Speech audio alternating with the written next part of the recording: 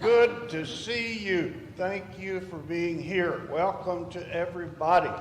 Yes, thank you especially for coming, but we're just glad to see everybody and hope you're happy and well and able to come and gather like this. God's good to us, and it's always refreshing to see you.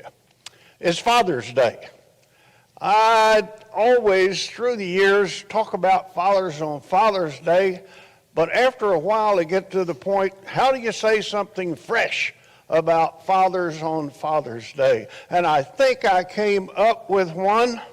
I hope you enjoy this as much as I enjoyed preparing it. I haven't delivered it yet except on the telephone this morning. And on those telephone calls, I can't just really get loose because they can't see me. You know, it's different to talk like that. So, this is the first run in reality. And it kind of came because of the stay-in-place rule. Betty and I were locked in, and one night she'd said something about she'd like to see a movie that was current, and we rented it online and watched a movie. That's unusual for us. Ford versus Ferrari. That sounded interesting to me, about those cars, and that's what we saw. Now, I probably shouldn't quote all the language in it. I'm just telling you we saw the movie. We didn't buy in, but there were some points in there that I picked up on that I believe are applicable for us to discuss today about fathers. Now, I first thought I'd call this lesson, Gentlemen, Start Your Engines. And then I realized you can't say that. Oh, I just did. I need to say, drivers, start your engine, because it's not just men that drive race cars anymore. And so that would be better. And then I realized that there are going to be people listening who aren't fathers either. So I can say, fathers, start your engine, but to the rest of you, Christians, start your engines. That's what we're calling it, whichever group that you happen to be in. Now, I admit that it occurred to me that I could ask Herb to come up and testify, because he's been a race car driver. Or I could ask Roger, because he's been a race car driver. And then I realized I wouldn't get to talk. And so Herb went out real fast, no pun intended. But Roger didn't make it either, so it's just me. But there is a biblical basis for this. And what we're going to do is liken the business of fatherhood to being a race car driver, or being in race, or being Christian to being in a race. Because the Bible does that.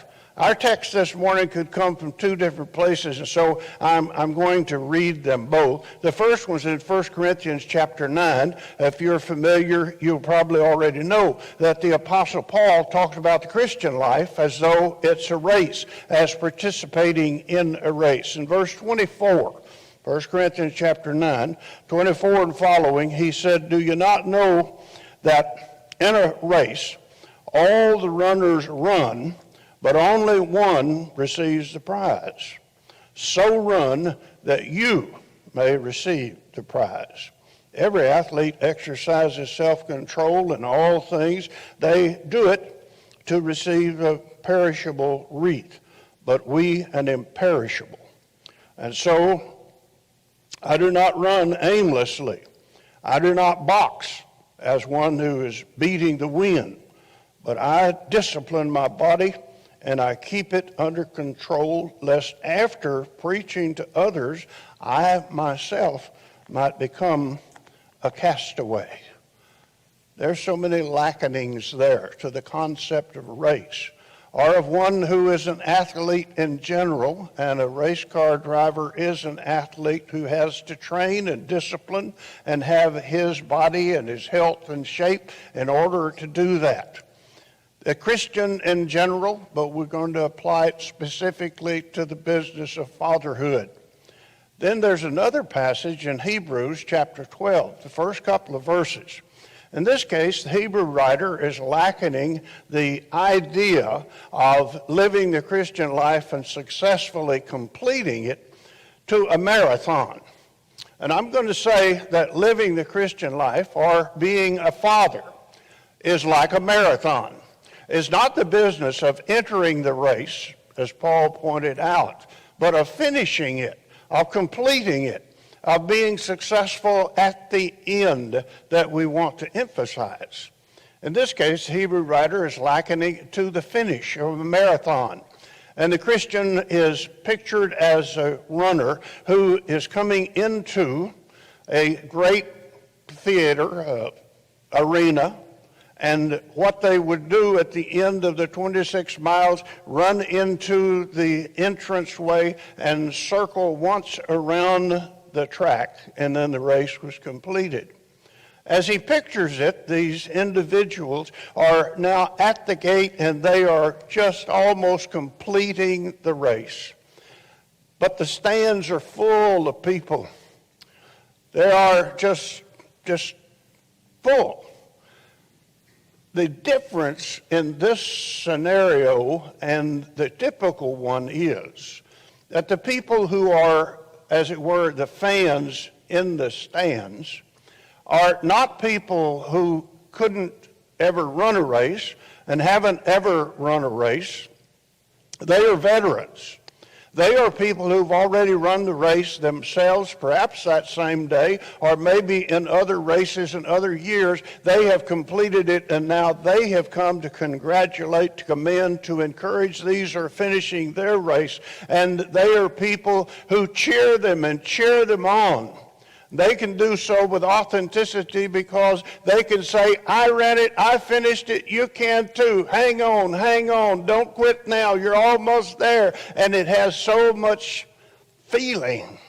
It has so much meaning when it comes from someone who's been there and done that and knows what they're talking about. With that background, let's read the first couple of verses from Hebrews chapter 12. The writer says, therefore, since we are surrounded by so great a cloud of witnesses, let us also lay aside every weight and sin which clings so closely, and let us run with endurance the race that is set before us, looking to Jesus, the founder and the perfecter of our faith, who for the joy that was set before him endured the cross, despising the shame, and is seated at the right hand of the throne of God. He said, let's finish this race. We have this great cloud of witnesses. And then he's inferring, in my mind at least, it infers that he's saying, take into account that all these people ran this race. But he said, if you need the ultimate kind of encouragement, here it is. Look to Jesus, who is the author and the perfecter. Some translations say the pioneer. He's the one who ran this course first. There wasn't a trail, there wasn't a track, there wasn't a path when Jesus came. He cut the trail. Jesus opened the door. Jesus is the one who made the way, who made it possible. He ran it first when all the resistance was there and everything had to be done on his own. He's the one. If you really want encouragement, look to Jesus. That's the ultimate, because he set the example. What a great picture that is that the writer has given for us. Whenever we say, fathers, start your engine, it is with that kind of backdrop that we want us to understand that this is a business that is entirely and thoroughly important in what God has called us to do. If you're trying to think about how important is fatherhood to God, well, let me tell you this. And I don't know that there's any passage that ever tries to ultimately explain how important the role of fathers is. Now, that he lets fathers who abide upon this earth be called father, not in the sense of a spiritual, not in the sense of some title that may be used in religion, but the dads of this world get to be called Father, which is a word that is used to describe our God and Father. That just kind of suggests to you to begin with, that's important. This is a high calling. Father in heaven put it together so we become fathers on earth. And if God said something one time in the Scriptures, it's as true as it would be if it's said 1,000 times. But if God wanted something to really have emphasis, you'd think maybe he would say it a lot of times. Or the reverse of that might be that if I find it a whole bunch of times, then I may be supposed to get the idea that this is important. The word Father is used more than 1,000 times in the Scripture. And over 500 times, it is a direct address. Fathers. Quite often, fathers are referred to in the plural, but it comes up again and again and again. There are passages where it is the direct address, like in Ephesians chapter 6 and verse 4. Fathers, provoke not your children to wrath, but bring them up in the nurture and the admonition of the Lord. Fathers, they're called out, they're spelled out, they're pointed to. It's like God saying, fathers, come up here, I have something to say to you. It applies to you in your role, fathers. It is implied when in Deuteronomy chapter 4, 5, and 6, the Lord talks about the things and the ways that children should be taught and trained. Fathers is not specifically used as an address there, but you are to train your sons and your sons' sons, and the implication is you get this business of fatherhood and training and parenting. You get it right so your son can get it right, so his son can get it right, and so that all the rest get it right. It hinges on the example and the role that you play in your time.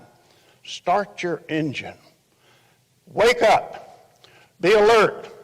This is something that is very, very important. Now, that's from a biblical perspective. But we look over at the pragmatic side of things today, and we have to realize that there are some statistical things that really are shocking. I guess you might say, well, it's not shocking because it's so commonly known by now. But we forget. And these things come to be taken for granted. But in a culture in which we're living, where absent fathers is a very, very common thing, something like 62% of the young people who attend public schools come to their teachers' classrooms from a household where no dad is present. And those young people come with disadvantage. They come with the cards stacked against them in many ways. Now, you may be a single mother. You may be a child who came up without dad in the home, and I'm not pointing any fingers or wanting somebody to feel guilty, but statistically, young people who come up in a home that does not have a father figure, a strong male that is present in it, have about a 50% greater possibility that they also will not have marriages that continue for life. They have about a 50% greater chance that they will be in trouble with law, that they'll violate the law, that they'll become addicted or users, at least. They are more likely to become sexually promiscuous. The girls are more likely to become pregnant outside marriage. They are less likely to finish high school. They're almost certainly going to be raised in poverty, and the children are much more likely. I'm not even going to try to give you that figure because it's so scary. They are so much more likely to be sexually abused that if there was not any other reasons that dads need to start their engine and get this right, that would be enough by itself. Fathers, I'm calling you out because God calls out the fathers. And he calls them to a role. Whenever the race begins, as I understand it, the first thing is, drivers, start your engines. When it's time to start the engine, a driver, ought always to know already a lot about himself, and he ought to know a lot about his vehicle. He needs to know something about marriage and fatherhood. Before he even gets married, he ought to know some things about the home and family. He ought to have some background, and hopefully he got it at his home in his family. Hopefully he did, but he's not ready to start the engine until he knows what it's going to do and how to drive it and where it ought to go. He's got to have some background in that. He can't be like I've been 2 or 3 times, and I may be minimizing the number, especially when at night, in the darkness with my vision, I fly into an airport somewhere and go out and get my rental car. Now, it is not without a certain degree of intensity that I try to start my engine. But I've been locked into some cars in the last few years that I couldn't start it. And embarrassed as everything to walk back in and ask somebody, how do I start that car? And they say, well, did you have your foot on the brake? And I said, no, I was intending to be rolling. Well, you have to have your foot on the brake to start. What? Who thought of that? And then where do I punch? And the most recent one I got into, it wasn't night, but it was dark in the shed they had it in, and I get in there, and I know to put my foot on the brake, and I know to punch that button up there that said start. And I started looking for a gear shift. It wasn't in the floor, and it wasn't on the stick, and it wasn't, I looked all over. It was a dial. Who thought of that? 1957 Plymouth, it wasn't, but it's a new truck. I didn't know my vehicle. And when a guy starts out to have a home and he doesn't know how to start the engine in the first place, he's going to have a hard time. He's not going to win the race unless he gets better equipped. And someday they're going to come in and they're going to put in his hands a little boy or a little girl, just an infant, and he's going to say, oh, I don't know what to do. I don't know how. And he doesn't. He's going to experiment on that poor child because he has no background and he hopes he gets it right. Starting our engines involves some preparation, and it means that we're ready to go when the time is right, but we don't get an early start. Now, guys, if you aren't married yet, I don't have to do a sermon here on the issue of not being involved in premarital sex to explain to you, do I, that if you're going to run in this race, you don't need to get a false start. You wait till you're supposed to start. Otherwise, you're going to get disqualified. At best, you're going to have a lot of handicaps that you hadn't anticipated.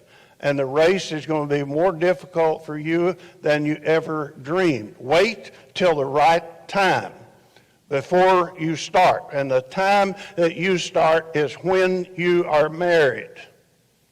Can I not have to draw pictures to explain that starting your engine is something you don't want to do prematurely? This is going to be a marathon, not a sprint. You're going to make a lot of laps, and you need endurance, like the scriptures say. You need to be able to hang in there. You need to understand that every effort has to be made to understand that your family is the vehicle you're driving. And if your vehicle isn't well cared for, if it's not maintained well, you don't have a chance of winning. So you cannot ignore your family. You have to check everything.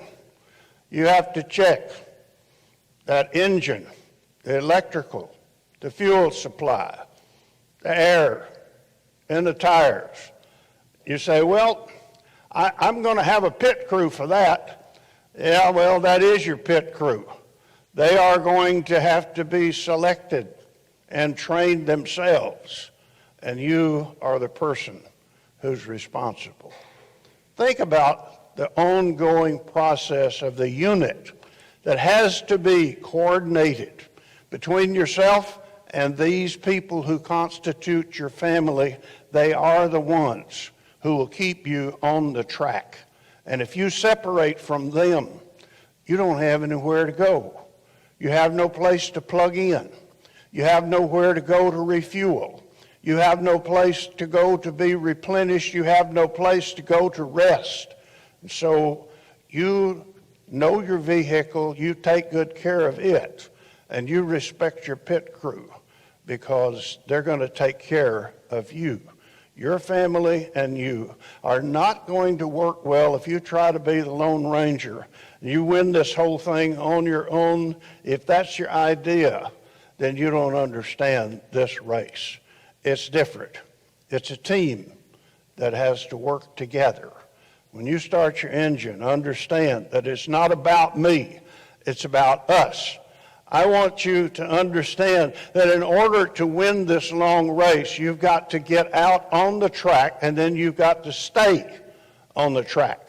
I don't know how many loops there is because I don't know how long is the race or how many times you have to make it around. But whatever number of times that you have to go the loops, maybe you count going to work every day as part of the loops, solving the problems, paying the rent, paying the mortgage, and buying the groceries and all of the things, the bundles that have to be tied, as my dad would have said, they've got to all be done in order and taken care of steadily, regularly, and lap after lap after lap. Things have to be maintained. You have to understand, you can't go through this aimlessly. I see people driving down the freeway, don't you? And they're just going all over the road, and for a while they're over here in this left fast lane. And maybe they are fast, and maybe they're not. And then they slide back over to the other side. Perhaps there's a semi that's using that lane, but they just glide over there, and you wonder, what are they thinking? What on earth is going on? They're aimlessly just weaving everywhere. Sometimes you could see, perhaps they're doing some things like this, but I don't know. I can't see up there. Aimlessly, like a Sunday afternoon drive, they're just going through life without a purpose, without a goal, without understanding. I'm going from here to there, not understanding. I'm in a race here that requires my strictest attention. Wouldn't you hate to wake up and find that you're sitting in the driver's seat of a race car that's driving 200 miles an hour and you're coming into a curve I don't want to wake up like that. But one could aimlessly come into calamity in his life if he's just aimlessly wandering along. Viewing the scenery. You're driving a race car. You're not checking the scenery. You're not seeing who all is applauding. And you're not seeing the pretty girl with the red scarf in the stands either. If you're running this race, fathers, you're not interested in the scenery. The pretty girl in the stand had better not ever gain your attention, because that's going to lead you into an awful wreck. Your home is going to mess up. Your life is going to mess up. It's not going to work. You don't check the scenery. I don't care how pretty she is. I don't care how good the perfume she wears smells. You don't look, because you've got a job to do, and it's driving this family to heaven. And you don't look off there, and you don't look over here. Don't even think of it. Jesus, Matthew 5:27 and following in the Sermon on the Mount said, "You've heard that it said, you shall not commit adultery. But I say unto you that if a man looks on a woman to lust after her, he has committed adultery already with her in his heart." And he went on to say he'd be better off to pluck out his eye than to let it draw his attention away from his wife and on to another woman. I'm paraphrasing the last part. You see, don't check the scenery. Stay focused on home, your wife.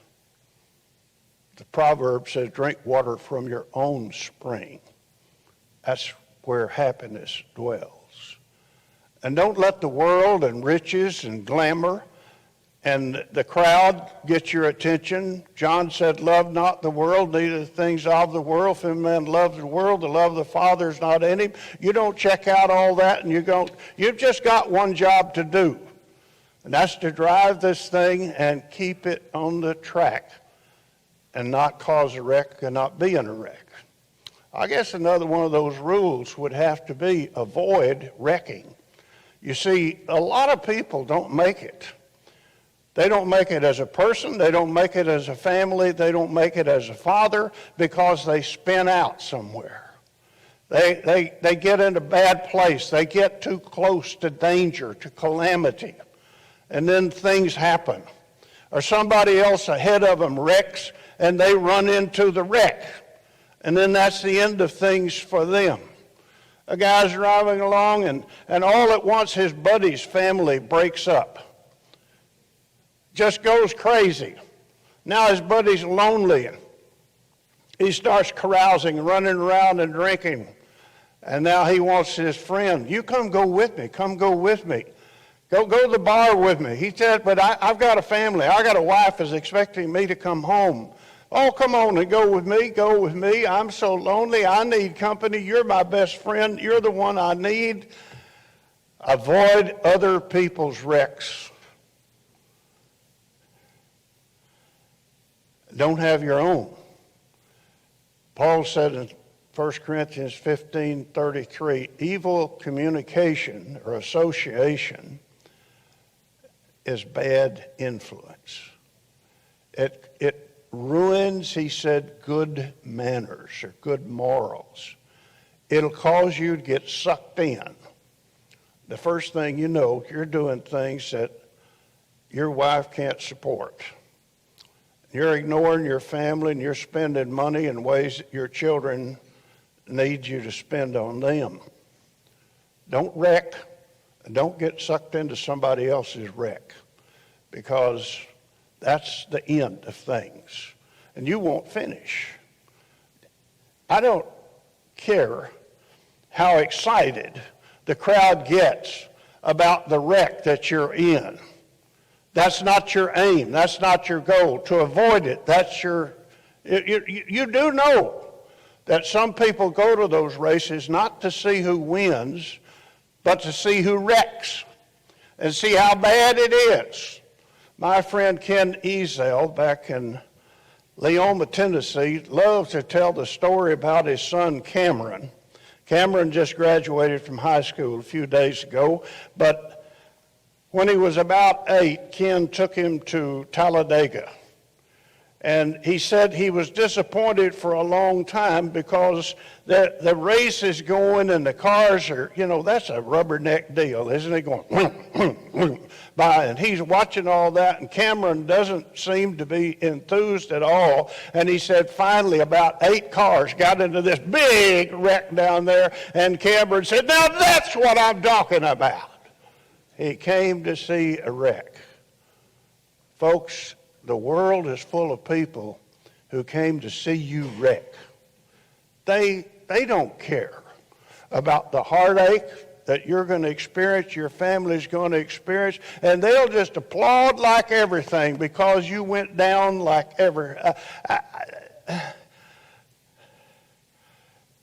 Stay out of wrecks. Stay out of places that's likely to cause you to wreck. You check in often with your pit crew. You stop in there and you get refueled. You stop in there and they give you a little rest break. Guys, don't forget what recreation is for. No matter how much you love to work, don't become a workaholic. Don't stay away from the family. That's like stopping or missing your pit stops that you need on the way. You need the backing of your daughter, your son, your wife.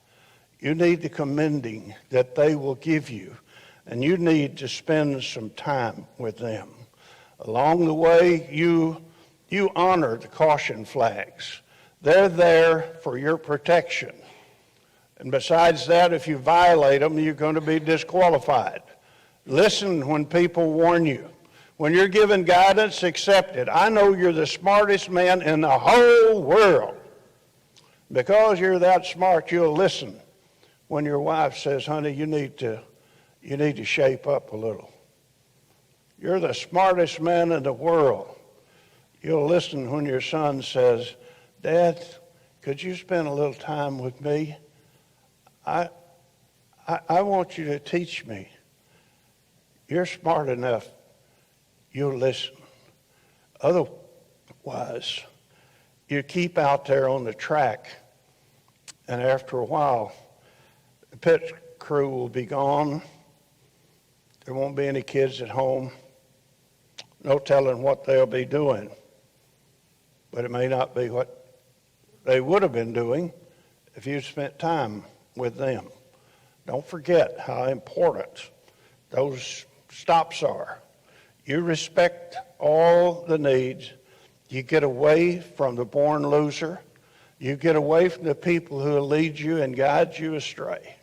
Because ultimately, you can't win unless you finish the course.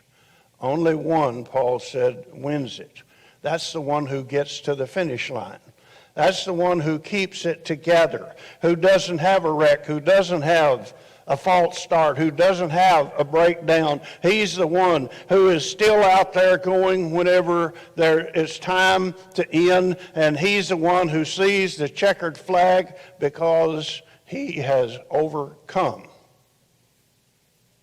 Fathers, start your engine and keep it going.